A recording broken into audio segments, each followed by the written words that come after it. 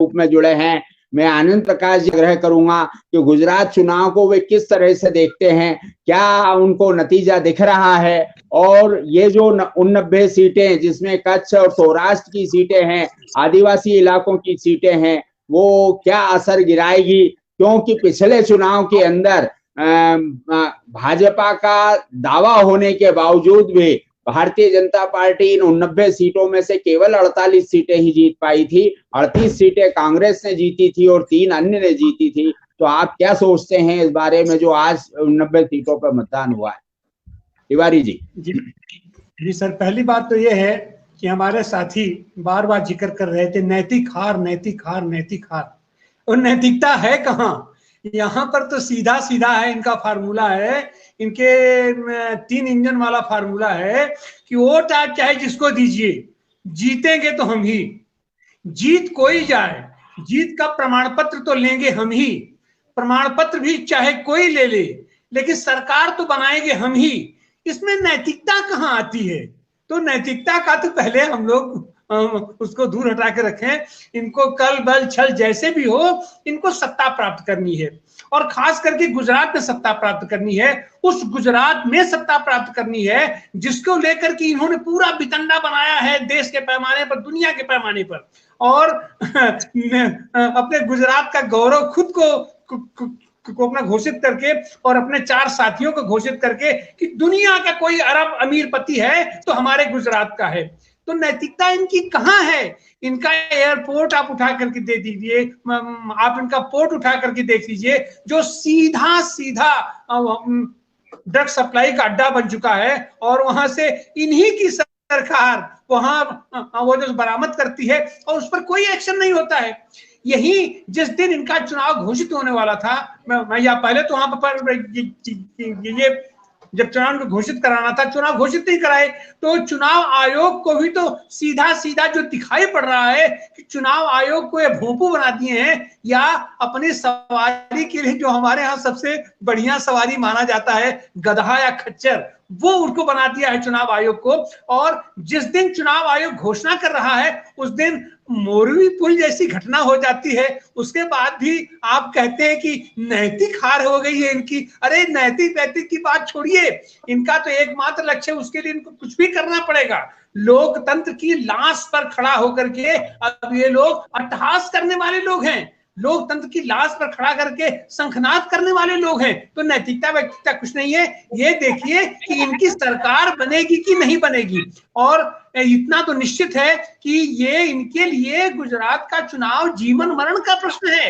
और गुजरात के चुनाव से पहले हिमाचल प्रदेश उसके चुनाव में लोग इसीलिए इतना गैप बना करके रखे हैं कि चुनाव खत्म होने के इतने दिन बाद उसकी घोषणा करेंगे 8 तारीख को, और जो इनकी 20 लाख ईवीएम गायब है उसका आज तक हिसाब नहीं दे रहे हैं। तो वो सब किस लिए है? वो सब इनकी नैतिकता का पैमाना है, इनकी नैतिकता मापने का तरीका होगा। तो ये हर तरीके से कलबल छल लगा करके, और गुजरात में एक छोटे से प्रांत में आप जो तो 2 चरणों में आप चुनाव करवा रहे हैं 90-90, इसका क्या मतलब होता है? तो इनके नैतिकता का मापदंड तो आपके सामने है, जनता के सामने है। हाँ, ये कि वहां पर जनता का जिस तरीके से इन्होंने माइंड वॉश किया था, हम तो मीडिया पर अपना देख रहे हैं, मीडिया पर इनके तमाम भक्तों को से लोग सवाल कर रहे हैं, तो करें नहीं, सरकार बड़ी खराब है और इस सरकार को तो बदलना चाहिए।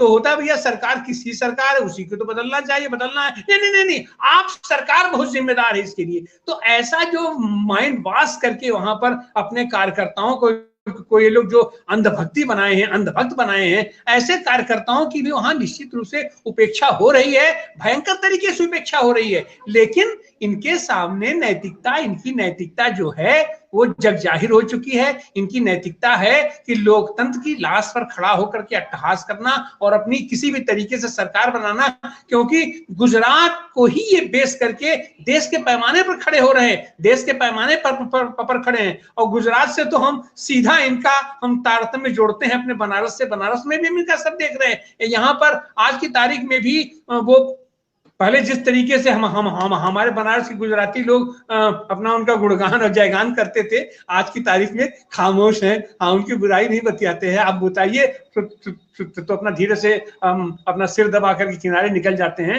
तो ये सारी चीजें दिखाई पड़ रही हैं, गुजराती लोग भी व्यथित हैं, लेकिन उनकी व्यथा को ये किस तरीके से, उसको भी ये किस तरीके से पढ़, उसमें तो लोग पारंगत है। और ये तो राजनीति करते हैं, ये तो अपराध शास्त्रीय लोग हैं, और उस अपराध शास्त्र की जो रणनीति होती है वह रणनीति अभी हमारे विपक्षियों के पास नहीं है। तो इनके उस हथियार से लड़ने के लिए जनतंत्र के ऊपर खड़ा होकर कि ये जो लड़ रहे हैं, वहां तक तो हम लोग पहुंच ही नहीं पा रहे हैं। नैतिकता नहीं है। ये लोग हमेशा कोशिश करेंगे, बार बार कोशिश करेंगे कि ये जैसे भी हो।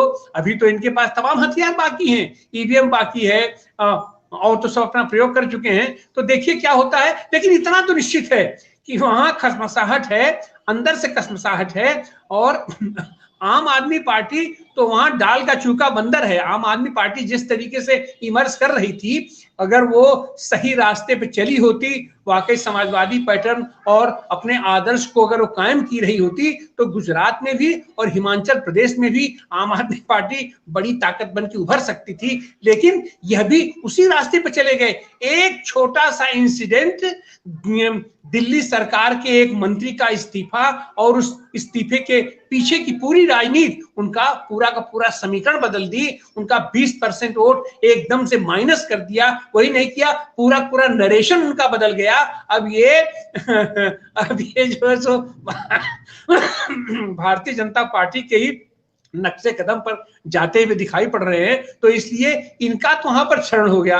भारतीय जनता पार्टी से भी जो वोट निकल के इनके पास आना था वह भी खत्म हो गया। और जो लोग वो मोबिलाइजेशन उसको हो रहा था भारतीय जनता पार्टी के अगेंस्ट, वोट तो उनके पास जा नहीं रहा है। तो वहां पर निश्चित रूप से आज की तारीख में लड़ाई ये भाजपा बनाम गैर भाजपा में हम तो उसको जनता की लड़ाई कहेंगे। जनता वहां पर सड़क पर है और जनता विकल्प देने के लिए तैयार है और जूझ रही है। और निश्चित रूप से परिणाम तो निकलना चाहिए। अब ये इनका छल छल कितना काम करता है वह भी देखना है। और ये हर स्तर पर चाहेंगे।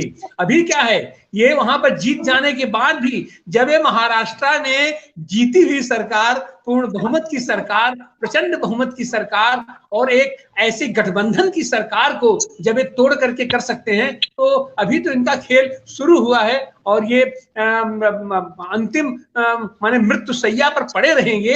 वहां पर भी भीष्म पितामह की तरीके से ये अपना कुछ न कुछ खेल करने की कोशिश करते रहेंगे। तो असली चीज तो ये देखना है कि 8 तारीख को परिणाम क्या निकलता है, और परिणाम निकलने के बाद का खेल क्या होता है, और वहां सरकार किसकी बनती है। वैसे हमारी शुभकामना है भारतीय जनतंत्र के लिए, भारतीय संविधान के लिए, कि आने वाले दिनों में जनता जिस तरीके से लामबंद हो रही है, किसान जिस तरीके से जाग रहा है, नौजवान जिस तरीके से जाग रहा है, बेरोजगार जिस तरीके से जाग रहा है, और इनके सारे छल छद्म और इनकी मीडिया का जो एकमात्र एक कोना कहीं छोटा सा बचा हुआ था एनडीटीवी का, उस पर भी उन्होंने आधिपत्य कर लिया। लेकिन आज की तारीख में लोग इसलिए भी अब तैयार हो गए हैं कि यह जो मेन स्ट्रीम की मीडिया जो कही जाती है, उस पर से विश्वास लोगों का उठ गया है। और ये जो छोटे छोटे चैनल हम लोगों के हैं अपना सोशल मीडिया का, इसका व्यापक रूप से ये लोग अपनी विश्वसनीयता बनाए हैं। तो ये जनता के बीच भी विकल्प की तलाश तेजी से हो रही है।